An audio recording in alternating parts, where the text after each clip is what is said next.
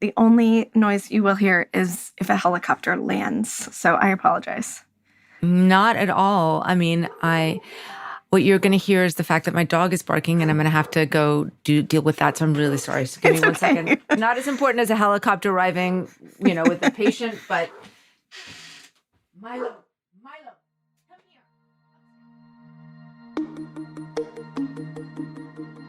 Dr. Elise Boos is an OBGYN in Nashville, Tennessee. And when we spoke recently, she was supervising the labor and delivery ward at the hospital where she works. Dr. Boos specializes in complicated, high-risk pregnancies.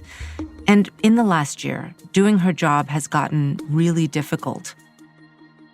After Roe fell, in Tennessee, all abortions became illegal. No exceptions, even for the life of the mother. Doctors who performed them anyway were knowingly committing a felony. When I spoke to Dr. Boos, the Tennessee legislature was in the middle of debating adding exceptions to the law. And Dr. Boos got involved in those efforts, alongside a group of Tennessee doctors. But that meant working with anti-abortion lawmakers who'd voted for the ban. And it posed a dilemma. Should she compromise on the larger fight for reproductive rights in order to save the lives of a few patients? From New York Times Opinion, I'm Lulu Garcia-Navarro, and this is First Person. Today, Dr. Elise Boos on strange bedfellows and absent allies. And a note, because Dr. Boos spoke to us on her own behalf and not as a representative of her institution, we agreed not to name the hospital where she works.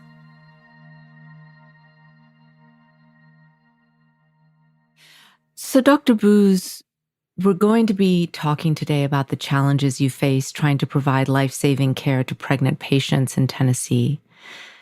You're an OBGYN who specializes in complex family planning. Can you tell me what that means exactly and why you pursued that particular specialty? Yeah. So it's a subspecialty that really focuses on the contraceptive and pregnancy needs of patients with complex medical conditions, as well as abortion care. And it's a specialty that I didn't necessarily know that I was going to go into when I was starting residency. So I did residency in New Orleans. I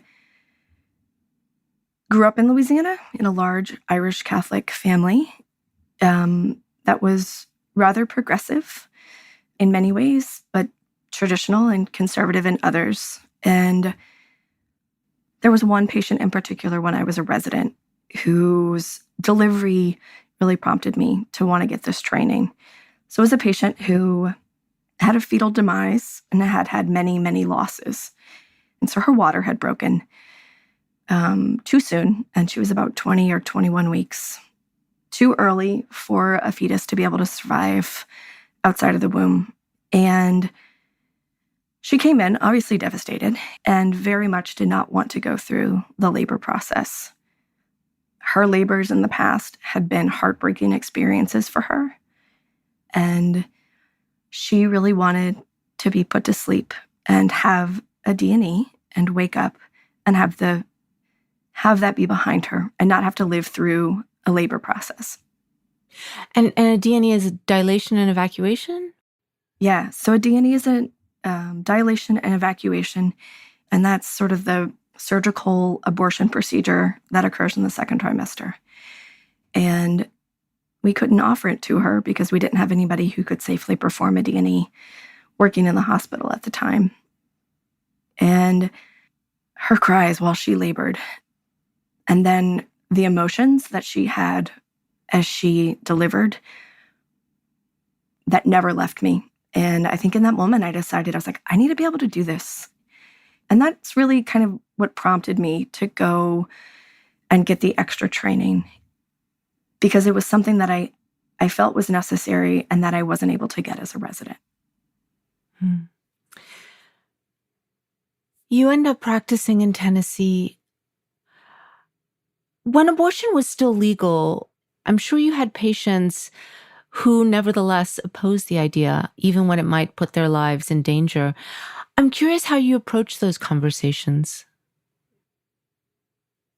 As a complex family planner, my goal is to support patients to make sure they are fully informed.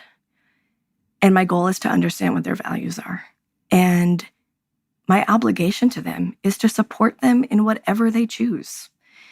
So there have been patients who will listen intently, who will gather all the information and ultimately make a decision that they want to continue the pregnancy, despite a 25% risk of mortality and a 50% chance of severe morbidity with a, severely premature infant.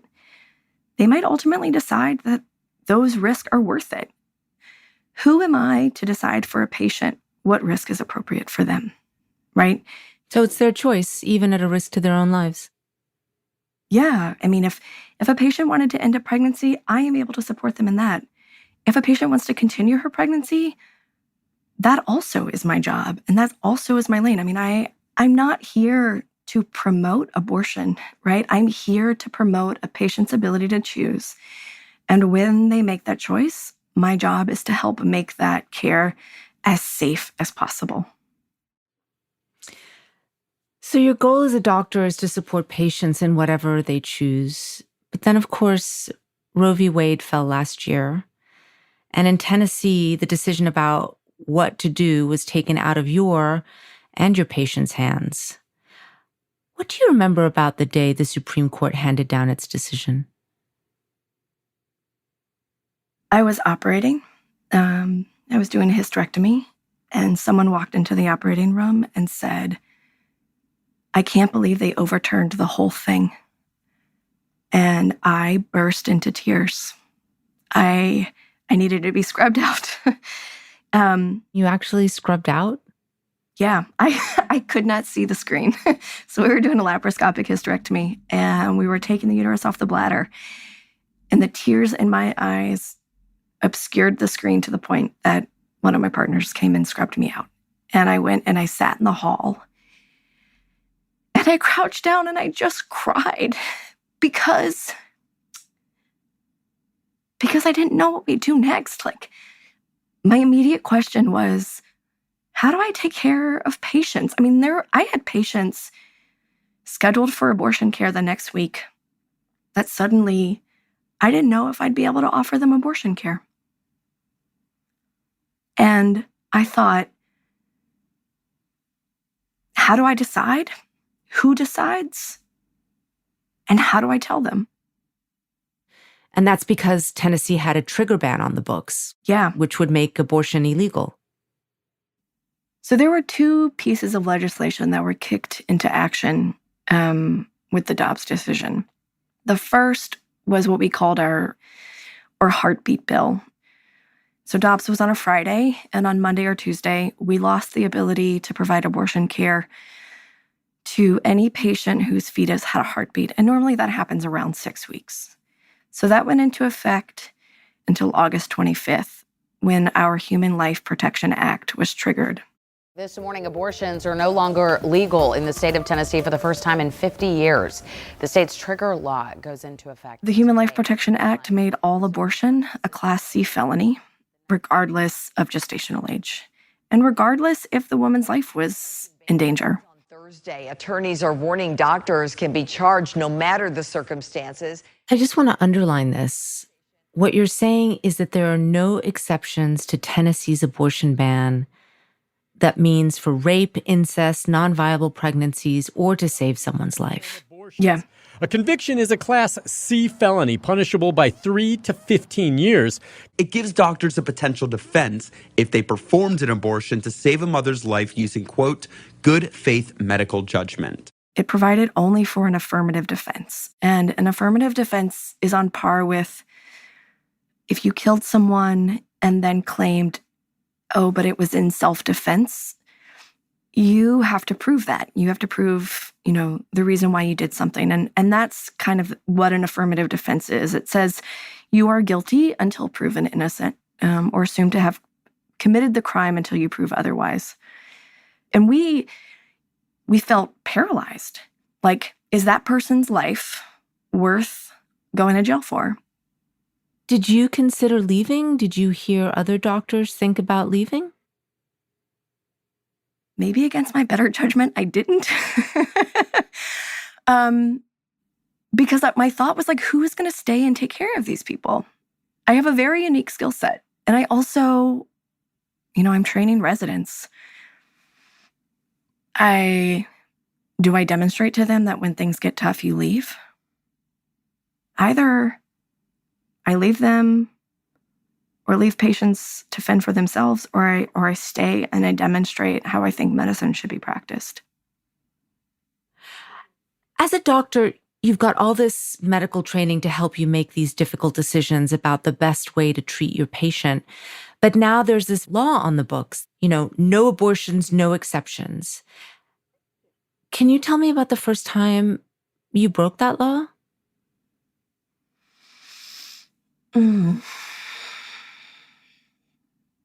Yeah. I'm trying to think of it, I'm trying to think of like the first time. There've been that many times. Oh, yeah. I mean, there are weeks when I commit multiple felonies because it is not uncommon that pregnancy is dangerous. I've had patients with ruptured membranes who are septic and in the ICU. I've had patients in heart failure. I've had molar pregnancies, which is abnormal tissue that replicates and can metastasize to the brain. And I will add, one of the real challenges in Tennessee is we have an inadequate definition of abortion. So for instance, an ectopic pregnancy in a fallopian tube, that's an abortion in Tennessee. There was a case I was involved in where we denied abortion care to someone who had a cesarean scar ectopic pregnancy. And is it possible for a cesarean scar ectopic pregnancy to possibly result in a live birth? Yes, it may be severely premature, but it's possible sometimes. But we also might lose the patient in the meantime. And so, if our only end game is attempting to get a live birth or to save the life of an unborn child, we are going to have people die. And, I don't know. It's a black and white law. But then when you actually practice medicine, you realize, it's never that easy. And we've had a really hard time just making sure that necessary care gets provided. And sometimes we do a better job than others. I mean, it's an incredibly difficult calculation that you've been having to make. As you said, the law technically offers you what's called an affirmative defense, similar to arguing self-defense, meaning that if you're charged, you can make the case in court that someone would have died had you not acted. But I guess what I'm also hearing from you is that it's not clear-cut when someone is actually in grave danger. How do you decide when it's serious enough? Oh, that is the million-dollar question. How close to death's door does someone need to be before an abortion is permissible in the state of Tennessee?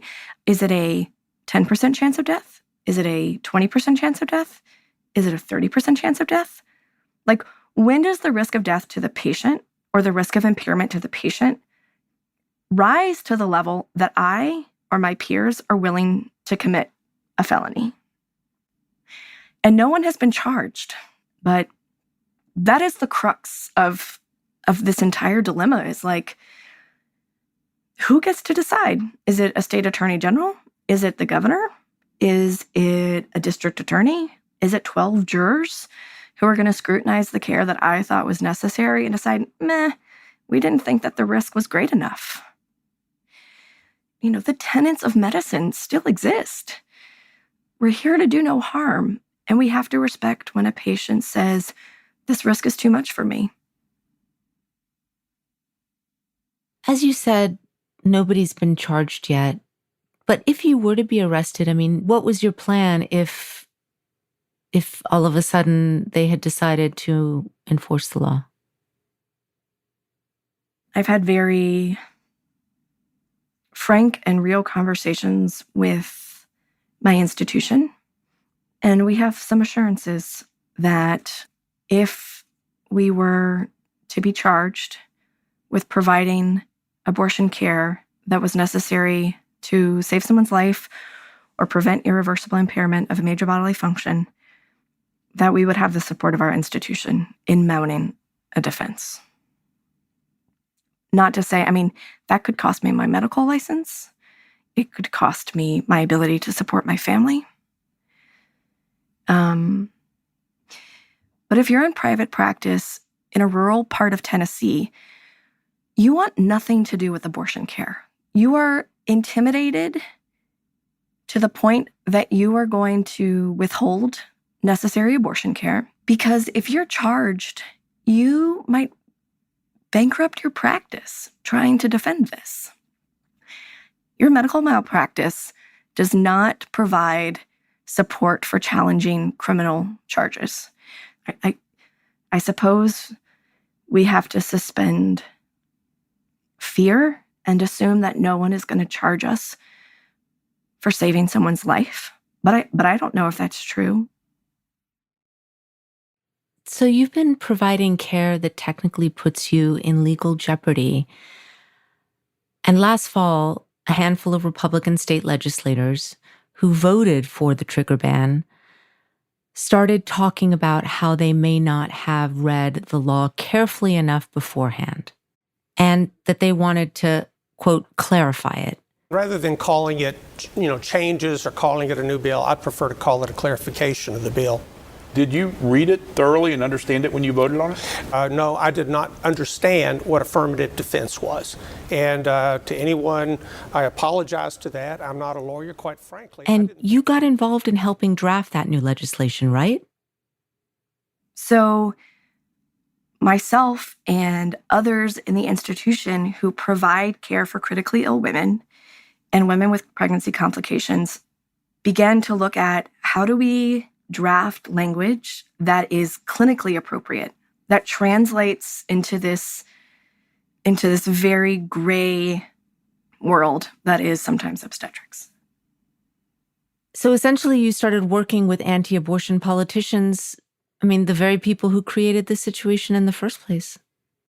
Yeah. Well, it was going to need to be Republican sponsored if we were going to have any hope of reform and clarification. And we had several Republican lawmakers who were willing to spend a lot of political capital on the lives of women. And so we began very basically with kind of re-envisioning what would be a definition of abortion that might be more in alignment with how we provide care. What specifically were you trying to make sure the bill included? Ideally, we wanted to provide a framework for what might rise to the level of a medical emergency. Just to sort of give a framework, no patient condition is ever going to neatly fit into a box, or rarely does. But we simply wanted there to be a framework to sort of demonstrate, okay, these are the kinds of conditions that may rise to a medical emergency. And it really seemed like in the bill's original language, we may have a chance of getting exceptions for both life of the mother, clarification on ectopics, and lethal fetal anomalies. So nothing about elective abortion? No. No, nothing about elective abortion. The appetite and the political will for that here, there is none. We did not think that elective abortion was on the table, and in fact thought that aligning any of our aims with that would undermine our ability to make any incremental change. After the break, the right to life puts its own stamp on the bill.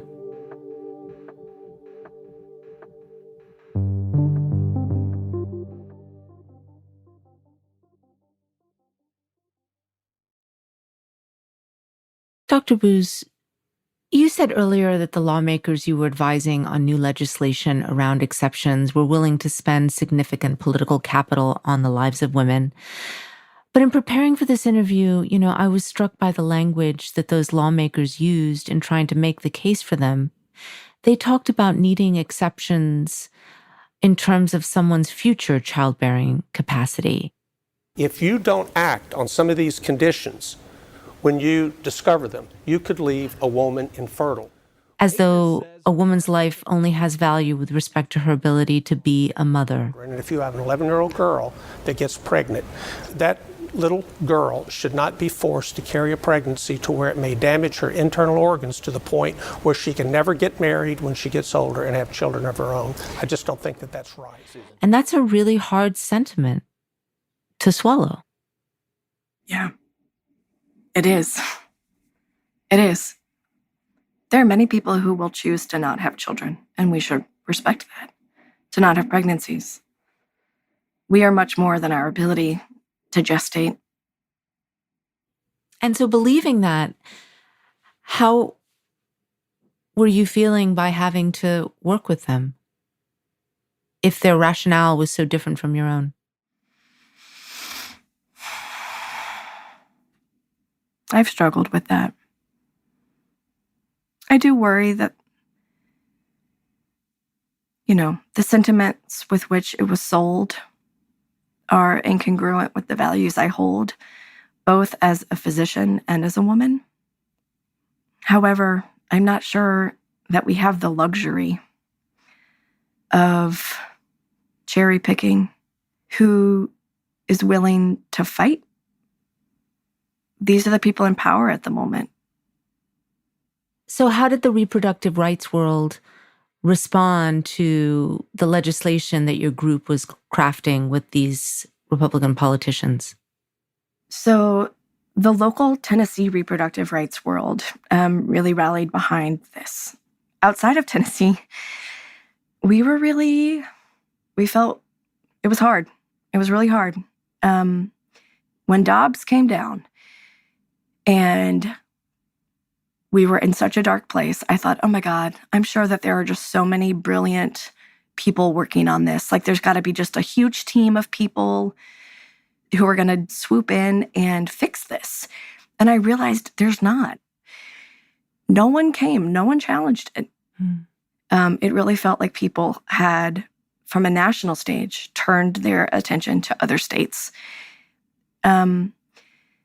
There was a real lack of engagement and willingness to help us because many people didn't see what we were asking for as being enough. Explain what you mean. Yeah. There are many organizations that wanted us to be fighting for the full restoration of reproductive rights. Of course, I would love for that to have been the ask. But I'm also a pragmatist. And the reality is, at this moment here, incremental change is the thing that's going to save people's lives tomorrow. And this seemed like something we could get done, and it seemed like it could have real-world consequences, especially for critically ill patients.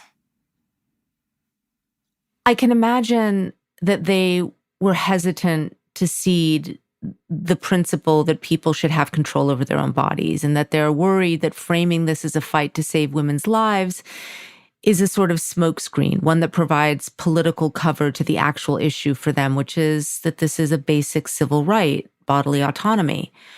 What do you make of that reasoning as to why they might have opposed this? I mean, I understand their reasoning. And there are moments when I'm grateful for it, right? Because someone needs to demand that these are basic human rights that we are owed. At the same time, for those of us who are trying to provide care, the stakes seem different. And so as we turned to national organizations to say, hey, we need help, we need insight, we understand that this is not what you'd be asking for. And there are days when I'm really ashamed that this is what I'm asking for. But I have to ask for something. So, yeah, incremental change sucks. And the way that this law is currently written, there are so many things that I would change to it that I think are missing. It falls so short. But it would have been nice to have help. You said that some days you feel ashamed, and I'm wondering how you've been received in the wider medical community. I mean, what have the doctors in other states made of what you've been up to?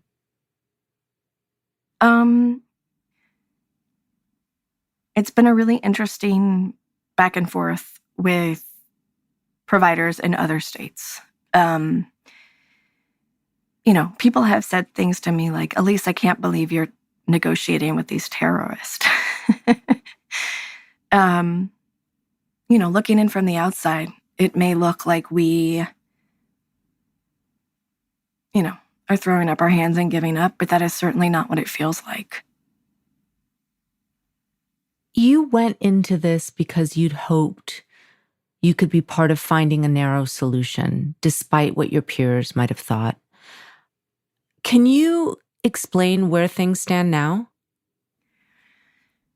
So the right to life came out in opposition to a lot of the language in our bill.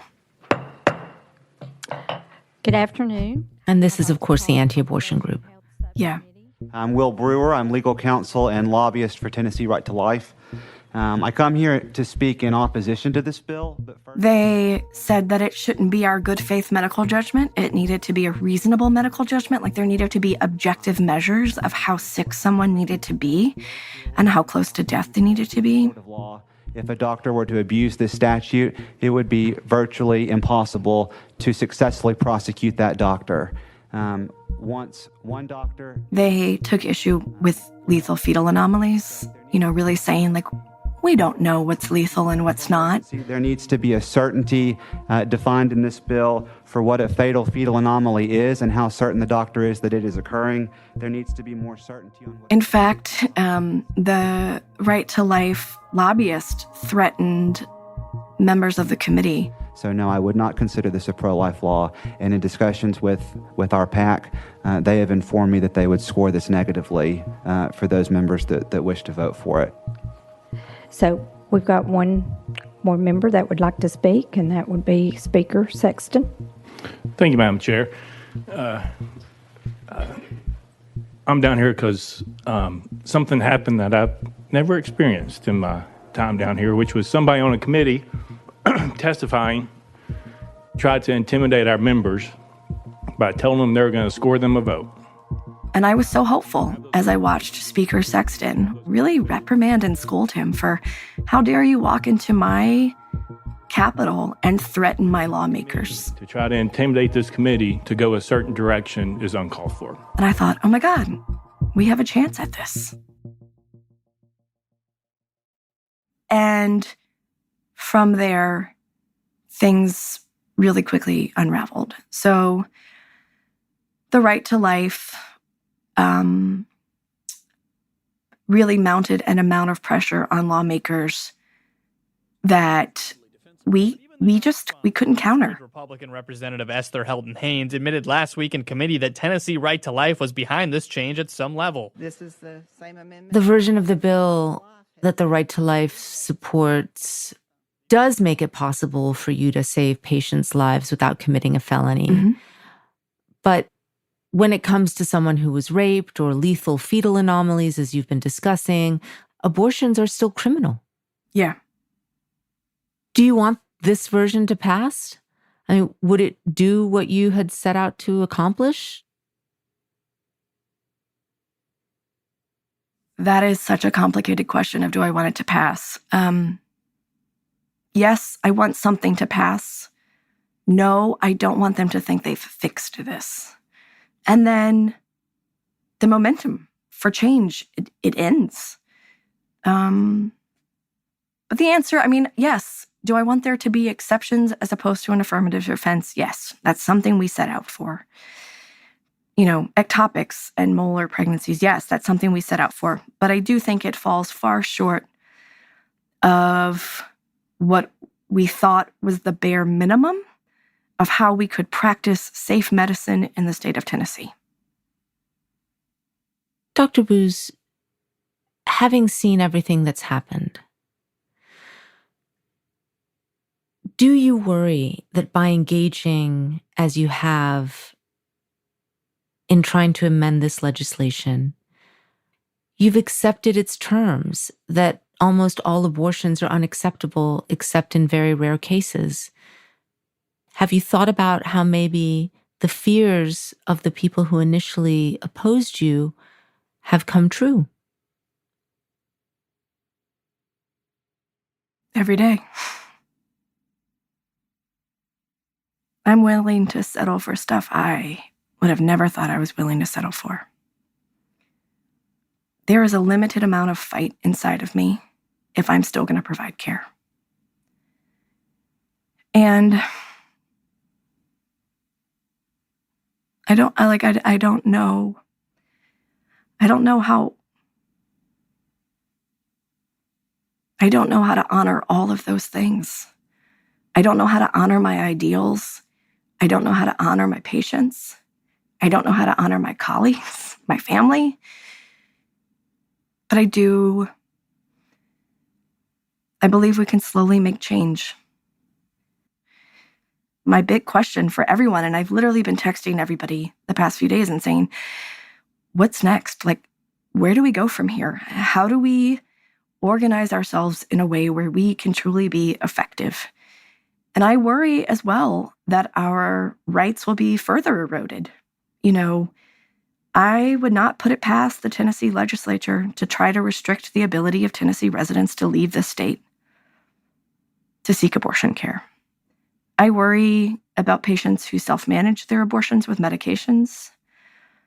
I am genuinely concerned that this is nowhere near over. You know, this is not a victory. This is a momentary pause, I hope, so that we can reorganize, regroup, reassess, and make meaningful change in the future, because otherwise, I don't know, I'm going to be pretty embarrassed to say that I practiced medicine in Tennessee during these years and I denied care and I was intimidated and people had bad outcomes on my watch. Like, I have a lot to make up for. Dr. Boos, I want to let you get back to your patients, and thank you so much for your time. No, thanks for having me. Next bill, Mr. Clerk. Item 10, Senate Bill 745 by Senator Briggs on third and final consideration. Mr. Speaker, the House bill is on the desk. On Wednesday, the bill went for a final vote in the Senate. Amendment number 2, filed timely by Senator Lamar. Thank you, Mr. Speaker. I'm presenting amendment to HB 883 today because when I talked During the floor session, State Senator London Lamar, a Democrat from Memphis, pleaded for lawmakers to broaden the exception language, saying that under this version of the bill, doctors are still going to be left wondering if they might be prosecuted for providing life-saving care, putting women at risk. And so what I hope is, while I know this is a baby steps, that I hope that you go home after this session and really think about if it was you. Because it's me. And I just don't want, when this bill passed, to think that you've done anything for women. The bill went to a vote, unamended. Bill 883 will vote aye when the bell rings. Those opposed to vote no. Let every member cast their vote when the bell rings. Has every member voted? Does any member wish to change their vote? Mr. Clerk, take the vote. Ayes 26, 1 nay. House Bill 883, having received a constitutional majority, I declare it passed. Without objection, the motion reconsidered is tabled.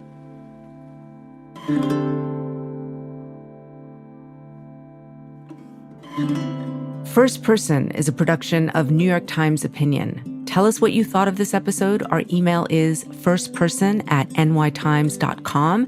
And please leave us a review on Apple Podcasts. This episode was produced by Olivia Natt and Rhiannon Corby. It was edited by Stephanie Joyce and Kari Pitkin. Mixing by Afim Shapiro. Original music by Isaac Jones, Pat McCusker, and Carol Saburo. Fact-checking by Will Peischel. The rest of the first-person team includes Annabelle Bacon, Wyatt Orm, Sophia Alvarez-Boyd, Derek Arthur, and Jillian Weinberger. Special thanks to Christina Samuelewski, Shannon Busta, Allison Benedict, Annie Rose Strasser, and Katie Kingsbury.